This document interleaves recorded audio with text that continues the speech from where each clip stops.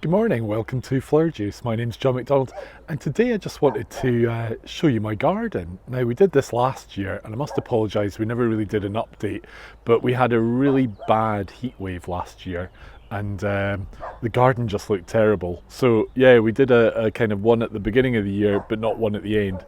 So, let's have a look at the garden this year, and I will do an update later in the year. So, let's have a look.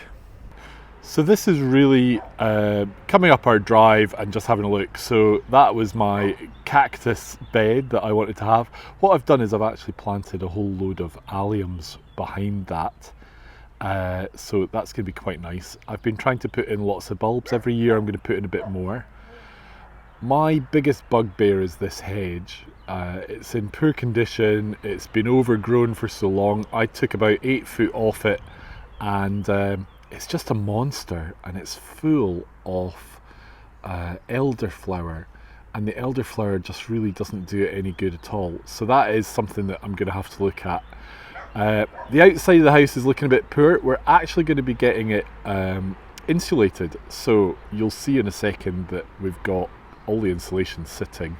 The garage is full of it, and there was so much of it that we had to basically store it outside. So this is my front garden as such, and we've got a couple of pear trees, and there's a beautiful wisteria that goes up into the trees on the land next to us. So with this grass, what I've done is I've just raked out all the moss and basically given it a right good rake, forked over it so that it's getting aerated, and it's had a little bit of grass seed thrown on it. So excuse me while we go this way. So really this is the entrance to our house. Now, the other day I made an arrangement with some beautiful spring flowers, and what I did with some extra ones was make a couple of window boxes just for the front of the house, which I think are really cute. I just love the little forget-me-nots. They're so cute. These are really sweet as well. These are little violets, and they just spread everywhere. They take no work, and they're absolutely beautiful. So again, spring flowers. I've been putting in tulips and different bulbs, and this year we're getting a better and better display. So this is like a little arbour, and it has grapevines on it. Sorry, let's just go round here. So this is just round the other side of the house. So there's grapevines right all along this balcony area, and we're so lucky we've actually got a balcony above as well, which is really nice. So that's a good place for putting house plants. Talking of house plants, it's just warmed up here quite a bit, so I've put my plants outside. So we've got a nice selection of cactuses, and they're quite happy being outside, to be honest. This second one from the left is absolutely vicious. It will survive outside in the winter, but I thought I would be on the safe side and just keep it inside in a pot. And I'm thinking it's probably the best burglar deterrent anyone could ever have, would be window boxes full of this. It is just wicked. So this area here, let's go down, is just like a little kind of Japanese garden, or Japanese style. I got these little prayer flags from, there's a Buddha stupa near to us that we went to visit last year, and they sell all sorts of kind of things in the shop beside it. So yeah, some little prayer flags are quite cute. So down this side here, I have lots of cannas, but that's also the grapevines as well. So what you can see there is that's really our sitting area, but it is full of insulation that is for going on the outside of the house. So essentially this is a big fashion here at the moment, is to insulate your house and it gets done with this polystyrene. So again, more plants. I like these little calanchos, and rather than throw them away when they've kind of finished flowering, I like to keep them. So it's quite nice. And here, this is a lovely place to sit. This is where I actually put my door display for Easter. It's not on the door, but I think that's a really nice bit of the wall to do it. So this is looking down our garden. So essentially there would be a seating area on the right, and then we've got some outbuildings, this garage, my kind of flower bicycle storeroom, and then into greenhouse. Last year I had a friend visit and we got creative and we did a bit of graffiti, and I just think that's really fun. At some point the garage is getting painted, so it was like, let's do it now, because once the garage is kind of painted, it's probably not ever going to happen. And what I've done here is I've just put out our citrus trees. They're so thorny. I never knew that citruses were, I knew they were thorny, but I didn't realise they were as thorny as they actually are. They're quite wicked. Bad thing was, in the winter I had them inside and they got a little bit of red spider mite, which isn't good. So yeah, not so good. So that's the citrus. I'm thinking I've got the red spider mite sorted, and this is the garden.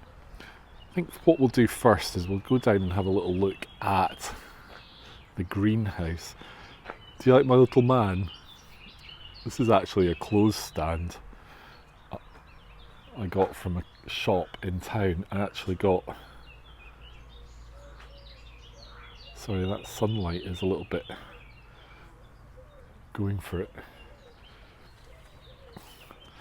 but I think they're so cool. They are literally just clothes stands. So this used to be an outbuilding, and it was completely wood clad and it had like a solid roof. And what I did was I stripped it back and basically used this kind of polycarbonate sort of, or not polycarbonate, but this clear stuff on a roll. So managed to turn it into what I'm going to call the Orangery, but really this is where I'm going to grow tomatoes. So these crates on the left are going to have tomatoes, the big pots here are going to have tomatoes, and the little pots that are in between I'm going to use for peppers. So at the moment what you can see is small pots in the top of the crates, and they're actually my cannas that I've overwintered. And what I'm going to do is I'm going to just start them off in pots, and then I can position them where I want them. So essentially I've got cannas on the go, but I've already got my soil into my crates.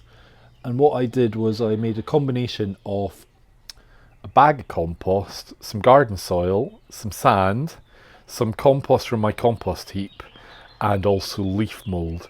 So I've really mixed that up well, and I've half filled all these pots. So essentially I've got my little tomato plants started. I've literally just brought these out here today, and I think they're looking quite healthy.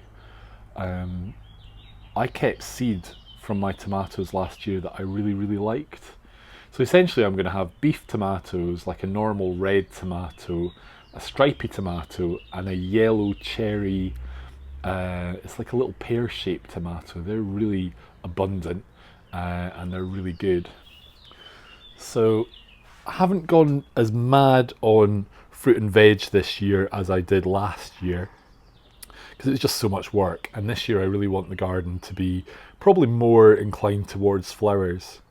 So this was something I also did, was I filled any containers I had with water and put them in here, because then they capture a bit of heat, and that heat then radiates out at night, so it's not completely cold. This is my experiment.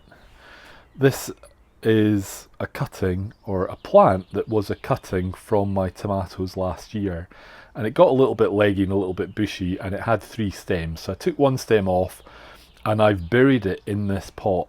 So we're going to see if I can get an early crop of tomatoes from this tomato cutting from last year. These are just agapanthus, and in a couple of weeks I think I'll put them outside. I just don't want them to get damaged. So this is my little hideaway man cave basically, and it should be lots of tomatoes down each side, hopefully. This here is meant to be my Gunnera. I bought a Gunnera, I dug a big hole, I lined it with plastic. I basically made it so that it's going to always be in nice moist soil, put lots of organic soil in there, and the Gunnera isn't a Gunnera. Well, it is, but it's not the one I wanted. I wanted the one that is really big, and this one just has never got big. So looking at the garden then, what I've done is I've brought out my house plants. So I've got oleanders. Now they can't live out all year, so they'll go down to -5, but they won't go below that. So they do need overwintered. So I've kept them in their pots, and I'm just plunged the pots. Same with these are little citrus that came from seed, and they're just in pots as well. So I've really done that with a lot of my house plants, is just basically thought, right, the best way to do this is plunge the pots. So like there's a couple of aspidistra. I've got a space there that's going to get another big pot. And this is our first banana plant, which I love. And the big feature in this garden is actually this magnolia. It's really nice. What I'm thinking I might do in this little border here is add another banana. So really that section kind of going across the garden will really be a little bit of a divider.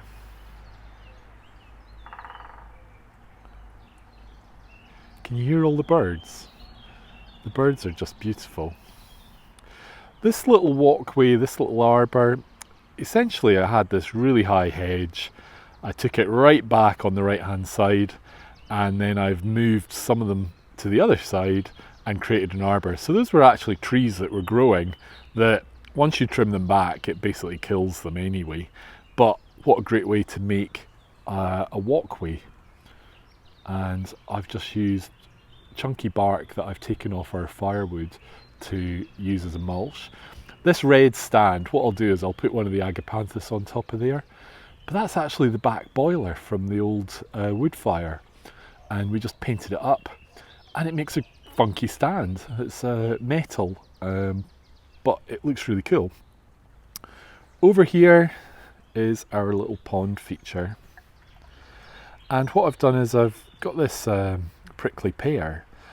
And the other day I went for a walk and I saw that someone had actually planted one out in their garden.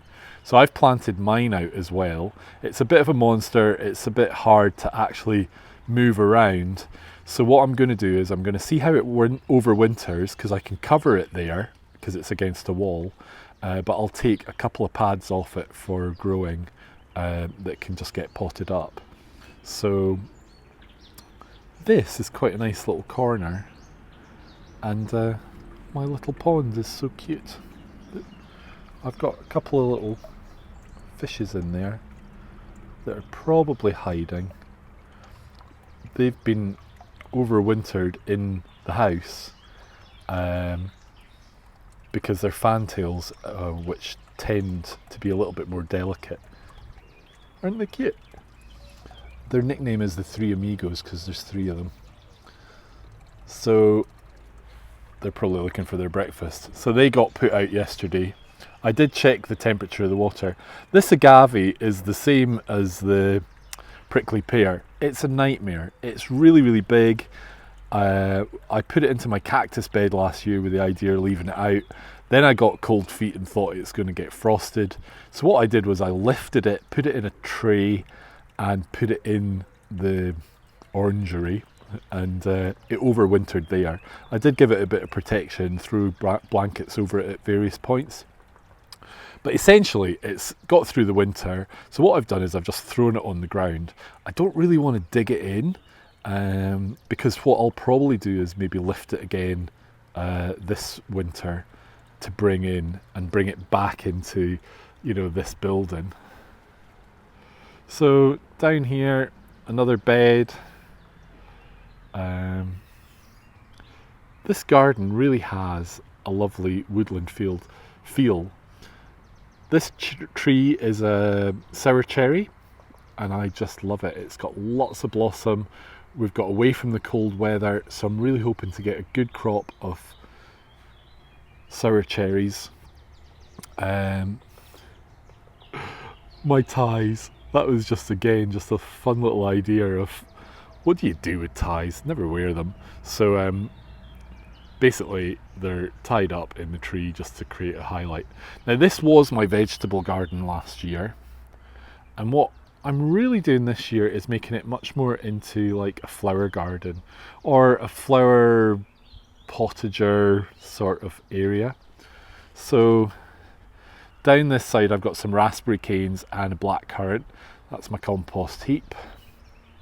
And then here is really just things that might be useful. So I've got like a little lavender hedge, we've got some bulbs, bergenia I love, got some variegated iris which are quite cute, lamb's ears, love them, love the little grape hyacinths. So these are basically here, if I want I can cut them and make use of them. Some Japanese anemones at the back there, Acamelia mollis in here. So this is April, so we're still really early. What I've been doing is just really using the ground as a bit of a composter. So I've been putting down bark, anything that's dry, just chop it up, throw it on the ground, and that's been working really well as a weed suppressant and also for just kind of composting stuff as well. These are mints. So I've got a couple of different types of mint. I had them in pots, and basically I've sunk the pots. This was to overwinter them, but I'm just going to leave them there as well. And this area here is still needing to be sorted out. I still need to find some more edging and just finish that off. So yeah, that's a bit of a work in progress as well, this sort of bed. But I really want this to be full. I've got a couple of nice grasses. I'm going to get maybe a few more shrubby things in here. But when we first moved in here, this was a derelict corner. And what I really love is this hedge. It was really tall and overgrown, and I just chopped it and folded the stuff down, and it's made a much thicker hedge that's actually useful.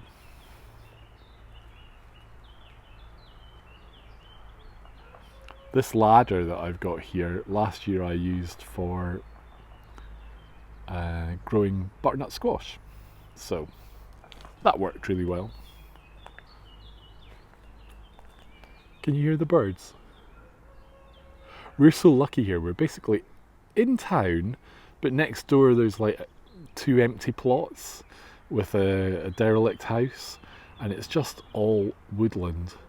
So all we hear is birds, you hear the woodpecker, and we've even got a couple of squirrels that come past quite a lot. My greenhouse is a bit holy, so for the winter I basically just bunged up the holes with bits of paper. That's our house. So that is all going to get insulated, and we're hoping to see a big difference in, in the warmth of the house. This is another banana plant. So this banana was a baby from the other one up the garden. So really they get really big. So they are a big feature in the garden, is the 2 points that have bananas. They'll get like 15 foot, no problem at all. So I hope you've enjoyed our little tour. I know some of you love your gardens. I love my garden, and yeah, it's not perfect. There's weeds and there's rough bits, but just pottering about, I really enjoy it. So I hope you've enjoyed visiting my garden, and I hope you get a chance to get into yours soon. And I will post an update at some point in the summer to show you how the garden's looking, especially the bananas and especially the tomatoes.